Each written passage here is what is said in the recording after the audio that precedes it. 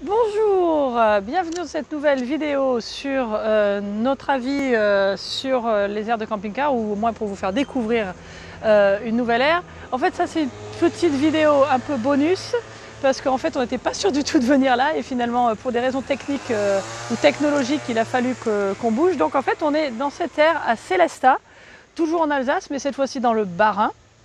Et on est à une vingtaine de minutes en voiture, ou en tout cas en véhicule motorisé, du château du Haut-Königsbourg.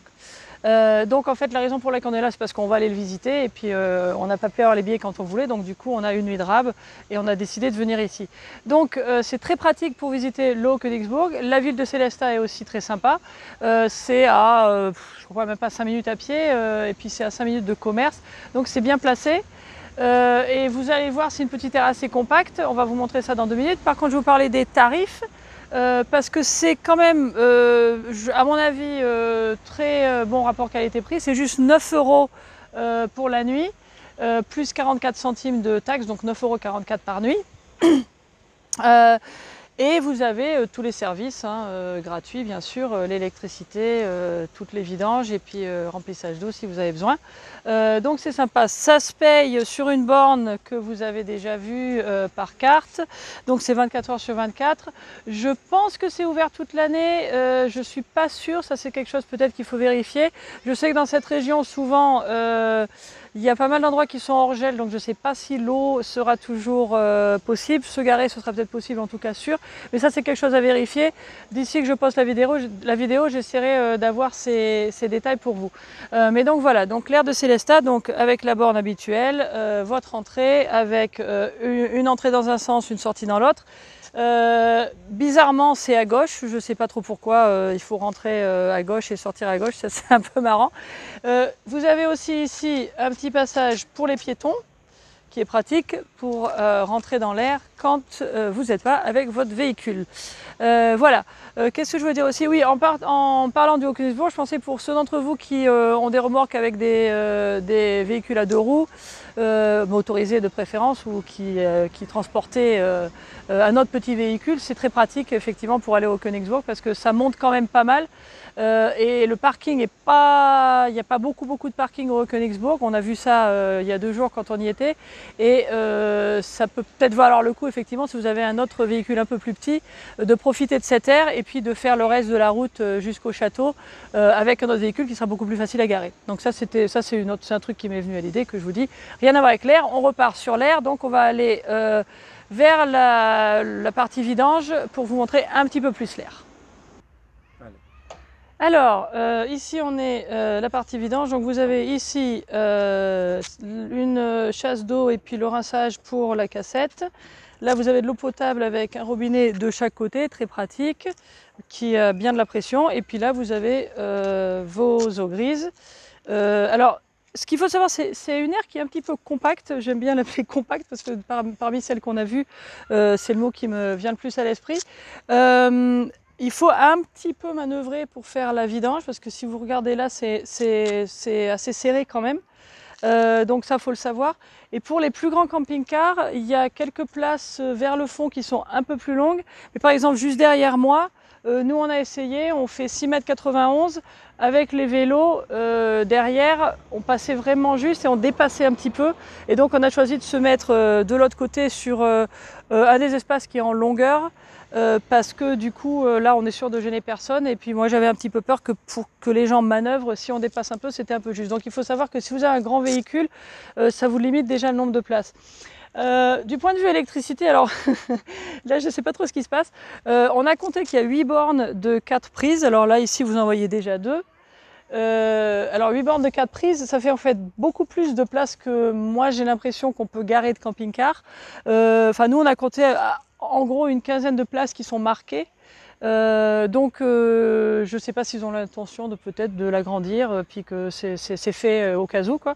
Mais pour l'instant en tout cas, il n'y a absolument pas de problème pour se brancher. Vous pourrez toujours vous brancher parce qu'il y a vraiment beaucoup plus de prises qu'il y a de place, et c'est du 16 ampères. Donc c'est pas mal.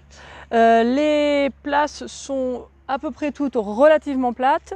C'est sur de l'herbe, mais c'est, comme vous pouvez le voir, c'est pavé. avec l'herbe au milieu, que si vous voulez. Donc ça évite les risques d'embourbage et tout ça, ou d'embourbement d'ailleurs. Je crois qu'embourbage c'est pas un mot. Donc c'est assez sympa, c'est pratique. Et puis donc à part la manœuvre, il faut quand même se souvenir que pour la vidange, peut-être que vous aurez à manœuvrer selon la taille de votre camping-car. C'est pas mal. Juste là-bas au fond, il y a aussi tout ce qu'il vous faut pour les poubelles, verre, tout le recyclage et toutes les ordures ménagères. Et il y a en plus des bacs de l'autre côté de la rue. Hein. Donc voilà, je crois que j'ai à peu près tout dit. Je crois qu'il n'y a rien d'autre. Hein. Donc voilà, c'est bien, c'est calme aussi. C'est juste à côté d'un petit étang et d'une piscine. Il y a quelques moustiques en ce moment, donc ça, faut pas oublier de mettre vos moustiquaires quand vous ouvrez. Et puis sinon, voilà, c'est sympa, c'est l'air de Sélestat. Ça vaut le coup de s'y arrêter si vous êtes dans la région. Voilà. How are you guys? So we are in the parking area for RVs of Sélestat. It's one that we actually were not planning to use to be here, but for reasons, technological reasons, when we were where we were, we decided to come here to be able to have more internet. And it happens to be a very nice one, so we're giving you the review of what we have seen. Is right by the town of Sélestat. It's close to the castle of Königsberg. Is the castle that we're planning to visit tomorrow, and it is right by just a camping area, actually the camping of the town. And if you see there, that's the entrance.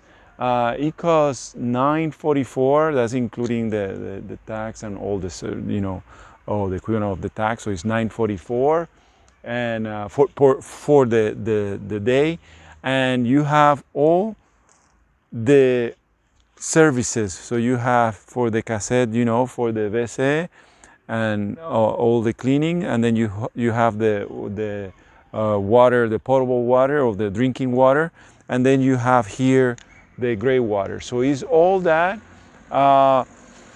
It says that and it has power also, includes power. All this includes power.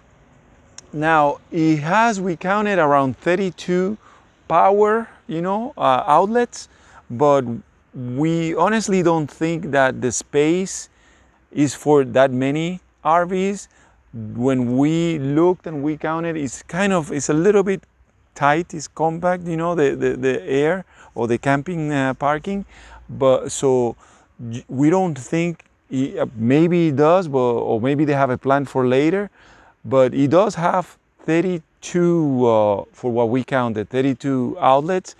And what we see, for what we've seen since last night and so on, and we counted, you maybe can fit between, 12 and 15 RVs, but maybe you can do more than that.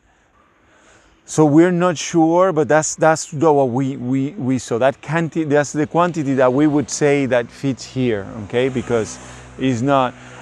Besides that, it's pretty close to things that you can actually do by walking, like going to the town of Sélestat, or going to the stores, doing the groceries or something like that. And it has a public pool that seems to be pretty well done, and a lot of people seem to use it. And then it has a park there. So this morning we went running and we were able to see the town, and it was nice. It was a very nice, beautiful town.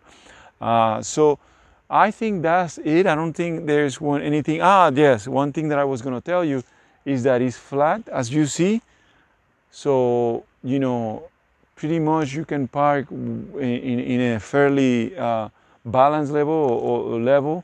And then it has the cement with the grass, so it's okay to park. And even if it's wet, maybe it's not that hard. You don't to get stuck or to leave. So it's well prepared for the RVs, So now, one thing I was going to tell you, I don't know if it's open the year around, because this area does get cold, and in this area, I understand sometimes when it's cold, they cut the water so it doesn't gel the water. And this is something I'm telling you because I've never experienced that, because I'm from a place that doesn't get cold.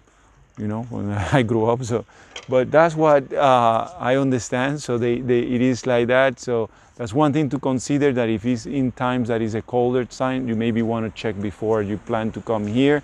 It has also I forgot to show you, but it has over there, it has all type of trash cans, recycling, glass. It has all of them. Okay, so it is something that you can count on it when you come here, that you can do that type of you know, the trash and all that. You basically kind of like regroup here, you know. You have all the glass, the dumping, you know, so you can regroup and do everything. Okay, so I think that's now all what it is. All right, ciao.